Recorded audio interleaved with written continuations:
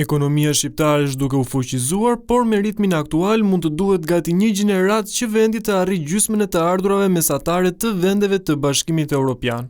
Kjo është gjetja kryesore e bërë publike nga raporti i Bankës Botërore për ekonominë shqiptare, ndonse e shprehur në mënyrë më të moderuar gjatë prezantimit.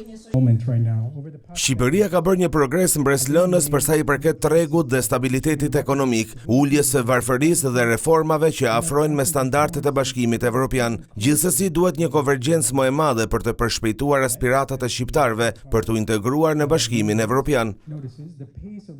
Nga ana tjetër, ministri i Financave Petrit Malaj mbështeti rekomandimet e Bankës Botërore dhe theksoi se vendi ende nuk e ka arritur potencialin e plot ekonomik pavarësisht zhvillimeve pozitive të viteve të fundit.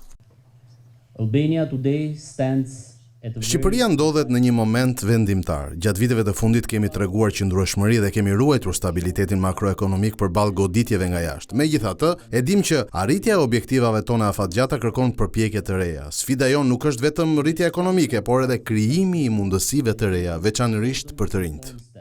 Ndër të tjera, gjatë prezantimit u vu theksi edhe tek ndarja e buxhetit për mbrojtjen sociale. Për shkak të plagjes së popullsisë, rrezikohet që skema aktuale e pensioneve të bëhet gjithnjë më pak e qëndrueshme. Prandaj Banka Botërore rekomandon ndryshime të mëtejshme, përfshirë dhe zgjatjen e moshës së daljes në pension.